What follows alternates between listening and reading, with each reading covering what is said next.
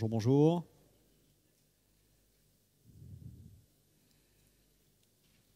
Donc, je m'appelle Thomas Lissajou et je vais vous parler de la gestion du budget dans un contexte agile au travers de l'approche capacitaire. Je travaille pour Octo Technologies et on a récemment, depuis 6 mois, démarré une antenne en Provence, à Marseille. Donc, je vais commencer par vous introduire rapidement le problème auquel on est confronté, puis parler un peu d'estimation, en quoi estimer c'est difficile, en quoi piloter aussi par la valeur c'est difficile. Et je vous introduirai quelques principes qui définissent l'approche capacitaire.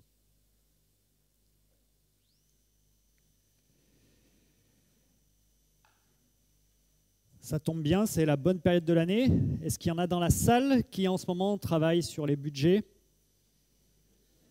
Ok. Est-ce qu'il y en a qui laissez la main levée, qui apprécient ça? Ok. Donc voilà, un peu comme Walter White dans Breaking Bad et sa femme confrontée à cet amas d'argent difficile à gérer.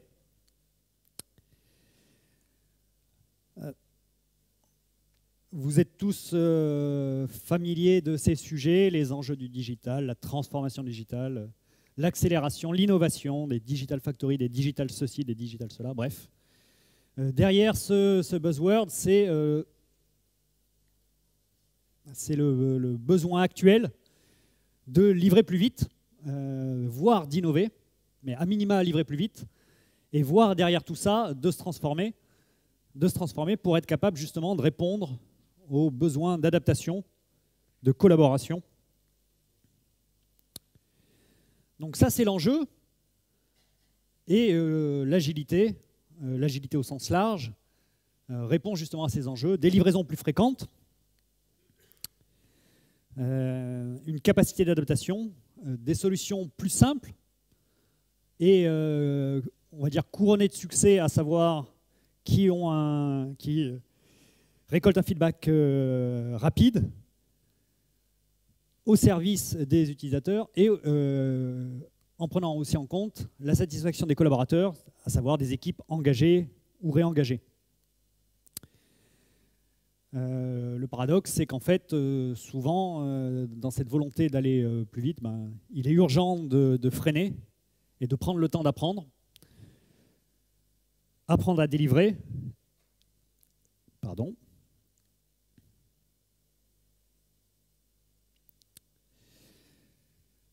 Donc, c'est déjà une chose en soi que de livrer de façon agile, mais c'est encore plus un défi de faire ça à l'échelle.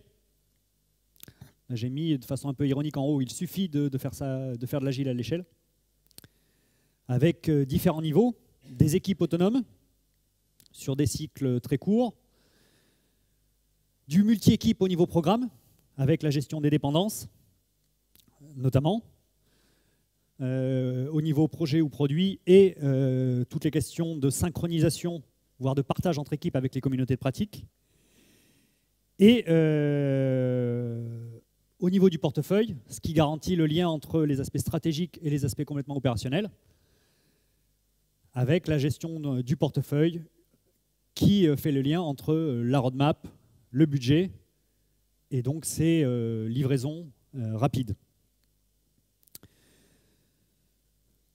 Donc voilà, globalement, alors ça pourrait ressembler à un schéma SAFE pour ceux qui sont familiers. C'est involontaire. Donc voilà, l'agile à l'échelle, on a des solutions pour ça. La première des solutions étant d'essayer d'éviter au maximum de passer à l'échelle. Toujours est-il qu'à un moment ou à un autre, on est confronté à une question, à supposer que voilà, on ait des choses en place au niveau des équipes, des programmes, du portefeuille. On est confronté à des questions plus larges au niveau de l'entreprise, à savoir ces processus de prise de décision globale et la question budgétaire, avec la question récurrente, dis-moi si ça vaut le coup. Quel est le ROI de ce gros projet? Et donc, qui dit ROI dit forcément quelle est la différence entre le coût de cet effort et la valeur que ça va rapporter.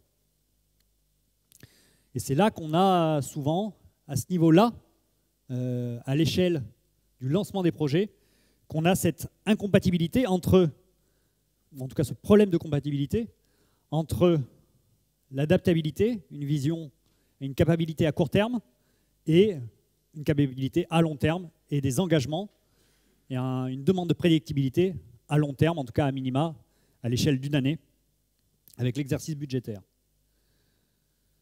Donc valeur, coût ou effort,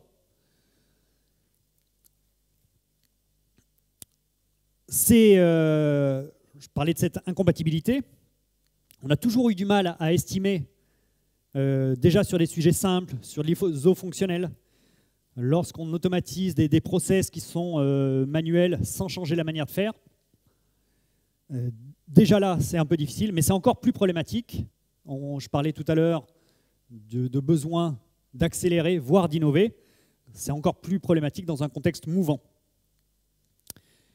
Et en fait, les études de ROI qu'on demande, à l'échelle globale, souvent, elles ne servent qu'à une chose, elles ne servent qu'à décider de lancer les projets. Combien dans la salle ont déjà vu des projets lancés avec une étude de ROI et que ce ROI a été vérifié après coup? Moi non plus d'ailleurs. Et c'est encore plus paradoxal alors qu'on a des équipes soi-disant autonomes, pour lancer les projets, on va devoir faire valider le ROI, éventuellement que ça remonte dans les couches de la pyramide jusqu'au CEO. On a un peu un grand écart.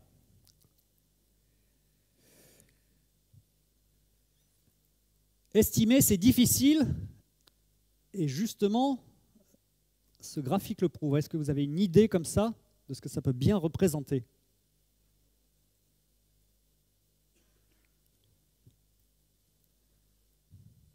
Personne? La bourse? Ça pourrait. C'est un cas particulier. C'est l'évolution des cours du pétrole. En l'occurrence, visiblement, il y a des problèmes de date, peu importe. Mais c'est l'évolution des cours du pétrole dans le temps, avec les réestimations successives des experts. Donc les experts qui, au fur et à mesure, au départ, les estimations vertes et bleues sont à peu près justes, mais au fur et à mesure que le cours du pétrole dégringole, donc on le voit passer de 105 à 65, il continue à réestimer, et à réestimer de manière très conservative, sans prendre en compte la chute au fur et à mesure.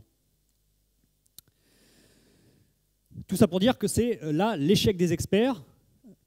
Pourquoi? Parce qu'on passe d'un monde complexe, où on a des situations qu'on connaît, pour lesquelles on a des repères, à un monde chaotique.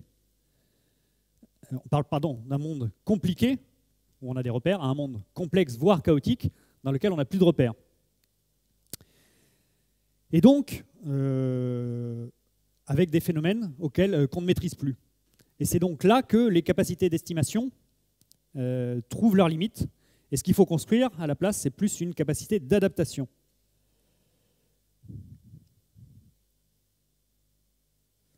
Mais pourquoi est-ce si difficile d'estimer? Et je vous propose, pourquoi c'est difficile de trouver des images pertinentes par rapport à son propos. Je vous propose 4 mythes un peu à déconstruire. Il y a un premier temps et un deuxième effet pour... 4 mythes à déconstruire pour parler d'estimation. Le mythe de leur exactitude.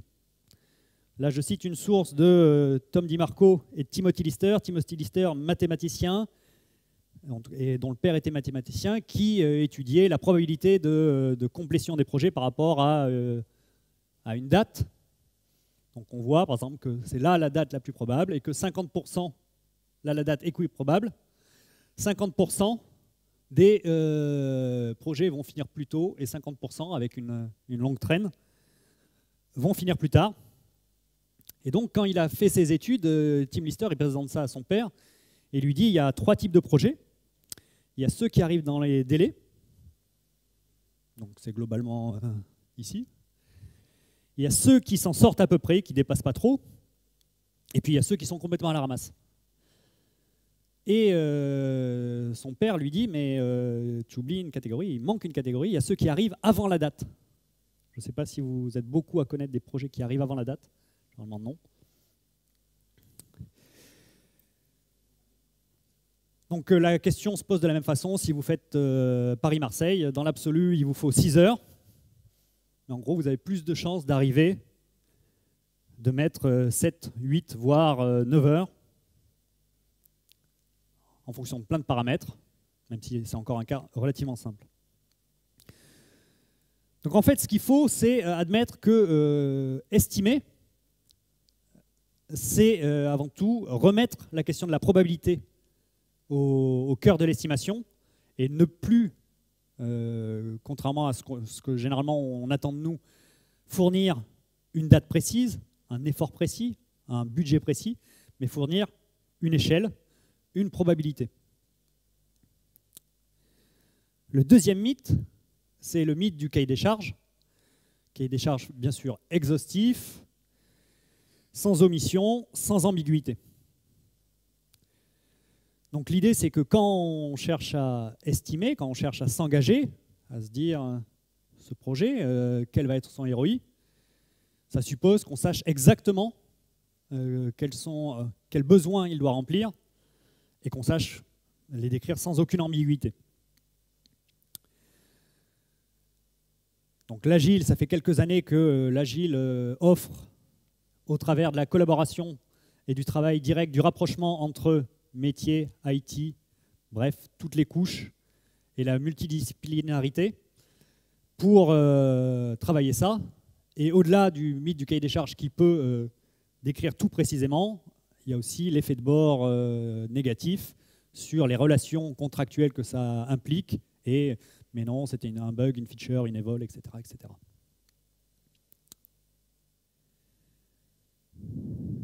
Le mythe du jour homme. Certains disent unité utile mais débile. Je vous cite Vincent Lextrait qui était à l'USI il y a quelques années, qui disait le rapport de productivité entre les meilleurs développeurs et les moyens, ce n'est pas de 1 à 10, mais de 1 à 1000, voire 1 à l'infini. L'idée étant qu'au-delà de la simple productivité en ligne de code, en termes d'impact, certains développeurs sont peuvent avoir dans leur contexte un effet tellement négatif qu'en fait ils ralentissent à zéro les évolutions de leurs applications, de leur SI. Toujours est-il que la productivité varie énormément d'un individu à l'autre, et elle varie énormément, effet d'échelle supplémentaire, d'une équipe à l'autre. Il y a une étude de la NASA qui étudiait la différence de performance des équipes en fonction des individus, plus ou moins spécialistes du sujet, et qui voyait même si des fois on ramenait des experts, les experts étaient capables, pour le coup dans des simulations, d'être moins performants. Une équipe d'experts était capable d'être moins performante qu'une équipe de personnes, pour le coup beaucoup moins expertes, mais qui arrivaient à collaborer entre elles et à faire ressortir, voire à amplifier les capacités des personnes individuellement. Une citation à retenir, c'est que la vélocité se mesure, elle ne se décrète pas. Alors comment faire pour ça? C'est regarder objectivement qu'est-ce qui contribue à l'efficacité, plutôt que de la décréter. Et tout ça, ça veut dire faire ce qui est relativement classique en agile, des rétrospectives, bref, une démarche d'amélioration continue, quantitative, qualitative, pour outiller et produire et améliorer cette productivité.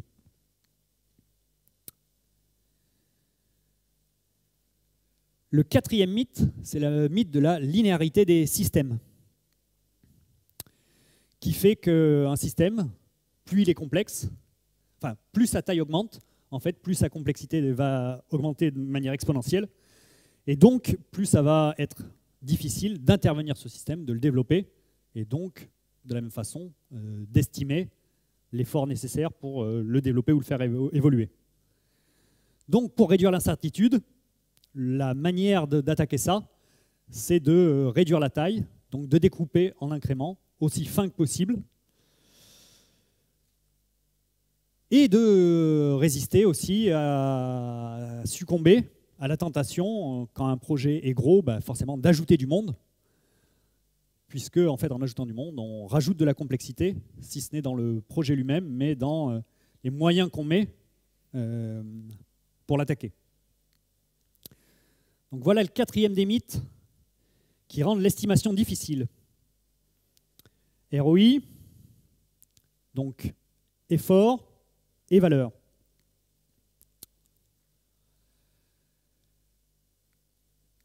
Une citation, ce n'est pas difficile de prendre des décisions quand vous savez quelles sont vos valeurs. On joue un peu sur le terme valeur. Dit autrement, cette citation de Tom DiMarco, toujours, qui travaillait avec Lister tout à l'heure.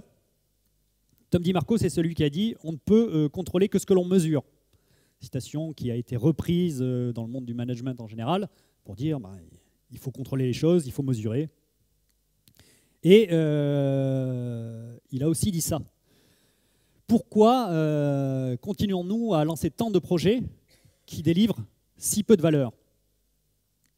Donc il remet cette question de la valeur au centre et il dit en fait, il continue pour dire que en fait on n'a presque pas tant besoin de contrôler les projets que ça et de maîtriser leurs coûts notamment si le ratio entre les coûts qu'ils engendrent ou qu'ils nécessitent et la valeur qu'ils apportent est de 1 à 10 voire de 1 à 100, que ça coûte 100 ou 110 si ça rapporte des millions, c'est pas très grave. Toujours est-il que son propos était de remettre la question de la valeur au centre. Et donc si on cherche à remettre cette valeur au centre, on va plus dire je pense que, mais je vais mesurer que. Je vais mesurer que j'obtiens cette valeur. Le problème, c'est que la réponse classique, c'est bien beau tout ça, mais j'ai pas le temps. Surtout qu'en comparaison, c'est plus facile de mesurer les coûts, c'est plus facile de mesurer combien vos développeurs, les personnes dans vos organisations passent de temps sur tel ou tel ticket, et donc combien ça coûte. Je vous rassure, très peu d'organisations sont suffisamment matures pour avoir une mesure précise, facile, systématique de la valeur. Et donc, en fait, quand on commence à mettre en place des mesures de la valeur, qu'est-ce qui va arriver? On va se tromper. Et des fois, on va se tromper beaucoup. Pourquoi? Parce que, tout simplement, on n'est pas habitué à modéliser notre valeur, à la comprendre. Et donc, on fait des hypothèses qui vont être fausses. Et on va se dire, ce projet, il va rapporter énormément. Et en fait, ça se trouve, ça va être un flop. Même si, entre-temps, on a mis des boucles en place, des boucles de feedback, des démos régulières, etc., etc., de l'alpha, du bêta-testing, etc. On fait donc je vais mesurer que, et la deuxième chose qui est difficile là-dedans, c'est difficile de le mesurer en tant que tel, c'est difficile de faire cette démarche. Et c'est surtout difficile de ne pas passer à autre chose. Vous livrez, et il y a tout de suite quelque chose d'autre à faire. Et donc on passe à la suite, au prochain objet brillant ou à la prochaine urgence. Donc une fois qu'on a cette prise de conscience, à la fois que c'est difficile d'estimer et à la fois de l'importance de la valeur, on peut essayer d'apporter une nouvelle approche, l'approche capacitaire. Alors là, je ne vais pas parler de NoEstimate, pour ceux qui... Voilà, j'ai certes évoqué l'aspect estimation, et l'approche NoEstimate apporte des outils, une manière de faire pour, en tout cas, être prédictible en essayant de se passer d'estimation. Donc dans l'approche capacitaire, en fait, l'approche capacitaire part d'un simple constat qui est de dire que poser la question du ROI n'est pas la bonne question à se poser. La bonne question à se poser, c'est combien on est prêt à investir, on a envie d'investir pour essayer tel ou tel projet. Et de voir après, effectivement, ce que ça rapporte. Ce que je viens de dire à l'instant. Ou alors, et c'est la façon de formuler du cost of delay, si vous en avez entendu parler, de dire combien ça coûte de ne pas faire tel projet. Souvent, quand on vous presse à dire oui, il faut livrer ce projet, Ok, mais concrètement, qu'est-ce qu'on ne gagne pas ou qu'est-ce qu'on économise à ne pas le faire? Donc voilà, passer d'une culture du ROI à une culture de l'investissement. Et d'ailleurs, c'est ce que font les startups. Donc 8 principes pour ça. Le premier, Simon Sinek, qui est de dire start with why. Pourquoi on fait ça? Alors ça se fait via un pitch, le pitch d'un produit, ce que font très bien les startups. Mon produit pour telle ou telle audience et tel type de produit, et il va apporter telle et telle valeur, il va résoudre tel et tel problème grâce à telle et telle solution. Remettre ça au cœur, pitch, mission statement, et ensuite les indicateurs de succès. Définissez des hypothèses. Telle fonctionnalité va générer tel usage. Je le saurai quand je mesurerai tel indicateur. Jusque-là, tout va bien. Le problème, et c'est plus dur, c'est qu'est-ce qui se passe, qu'est-ce qu'on fait si l'objectif est atteint? Stop ou encore? Est-ce qu'on a vraiment appris? Est-ce qu'on a juste eu de la chance? Et pire, qu'est-ce qu'on fait si l'objectif n'est pas atteint? À la limite, si l'objectif n'est pas atteint, notre hypothèse est invalidée. Si l'objectif est atteint, notre hypothèse n'est pas validée. Mais elle est peut-être valide. Bref, cette dernière étape, c'est un peu plus dur.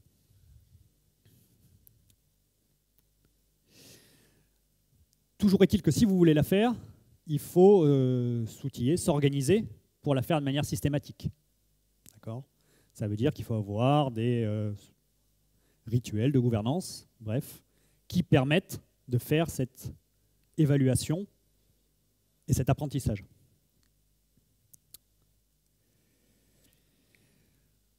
Un des changements majeurs de l'approche capacitaire, c'est plutôt que de dire, ben voilà, on veut faire tel et tel projet, et on a généralement trop de projets, quel est le budget?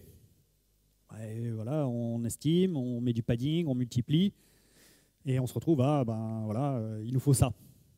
Ok, mais on n'a pas ça, donc on fait moins, donc après on se repose la question, quel projet, etc. Renverser la perspective et se dire, combien êtes-vous prêt à investir dans votre contexte, vu tout ce que vous avez, combien vous êtes prêt à investir.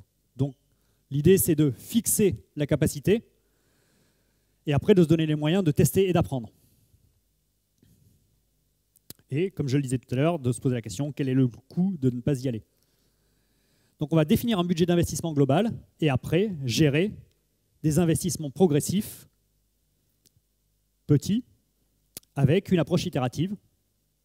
Imaginons un projet. Je réalise un petit incrément, forcément de bout en bout, jusqu'à avoir une boucle de feedback, vérifier la valeur, et après se poser la question, stop ou encore? Donc stop ou encore, ça veut dire que la valeur du deuxième incrément, ce qu'on regarde, c'est la valeur incrémentale. Donc souvent, le premier incrément rapporte beaucoup de valeur, le deuxième un peu moins, etc. On a une courbe qui souvent est comme ça.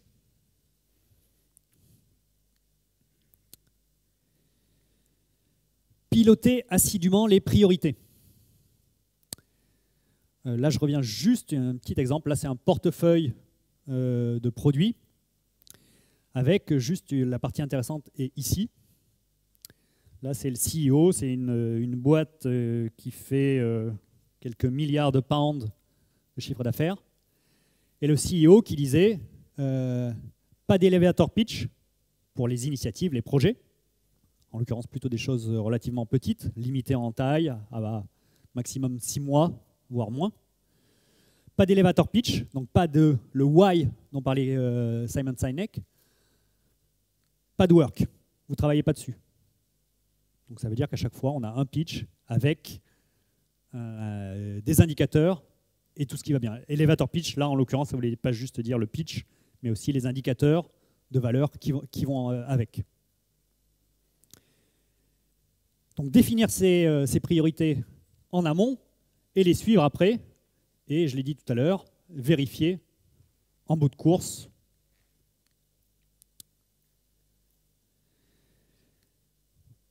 Alors le problème, c'est que jusque-là, c'est facile. En fait, il a fait le plus facile, le CEO, là. Parce qu'il a dit, on ne démarre rien tant que ça n'a pas un pitch clair, tant qu'on ne sait pas quelle est la proposition de valeur.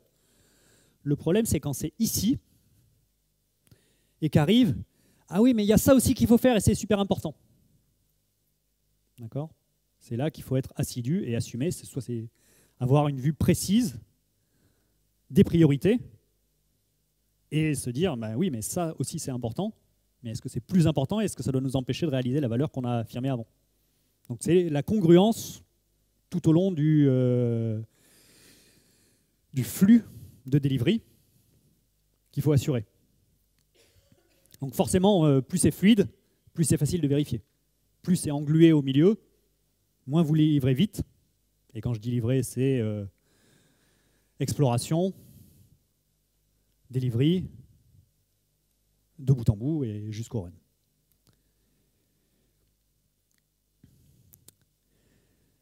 Définissez des types d'équipes.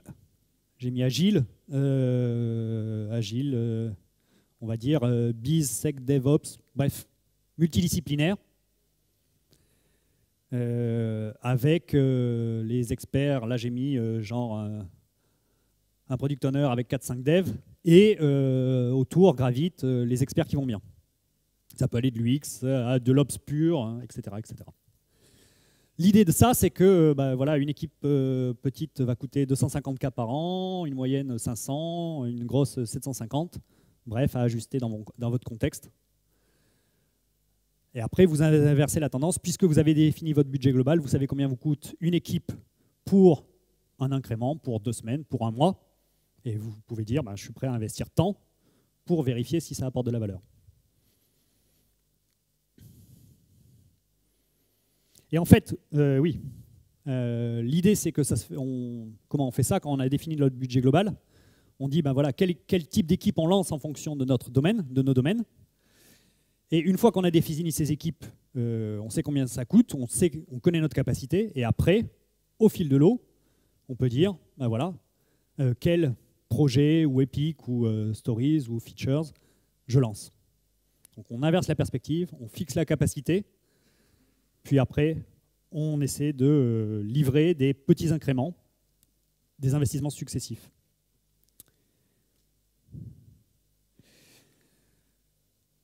Adopter une culture basée sur les valeurs de l'agile. C'est peut-être à la limite pour compenser le fait d'avoir mis un poster qui ressemblait à Safe au départ. Donc soyez agile plutôt que faites juste de l'agile. Revenez à vos principes. Explicitez les comportements que vous souhaitez obtenir plutôt et laissez les personnes adopter les différentes pratiques en congruence avec ces comportements du moment que ça permet de livrer de la valeur rapidement. Et juste un exemple pour revenir toujours à qu'est-ce qu'on peut faire à l'échelle pour faire que tout ça marche bien. Un portefeuille de projets avec des PO, des tech leads, etc., différents types de personnes. Voilà, qui se synchronisent régulièrement pour justement assurer ce pilotage en fonction des priorités et garantir la fluidité et s'améliorer en continu. On a dit les mythes auxquels il fallait éviter de céder, l'importance de la valeur et les quelques principes. Et en conclusion, l'approche capacitaire permet de se focaliser sur la valeur qu'on crée et non pas sur les coûts. Elle évite un travail inutile d'estimation. Elle évite aussi de rester dans le stress inutile du respect du plan. On a dit qu'on faisait ça, on a dit qu'on livrait ce gros machin, il faut absolument le faire. Et elle renforce, ou en tout cas elle impose, la congruence dans le pilotage par la valeur. Donc on passe d'un accent mis en amont sur une difficulté à estimer pour respecter un plan, à on fixe certaines choses et on se met en mesure, à court terme, d'itérer et de mesurer. Merci. Donc, je crois qu'il n'y a pas trop le temps pour les questions. On peut discuter après. Juste une petite chose, un petit rôti comme l'ont fait mes collègues tout à l'heure. Le return on time invested, ça serait illogique que je ne mesure pas un minimum la valeur.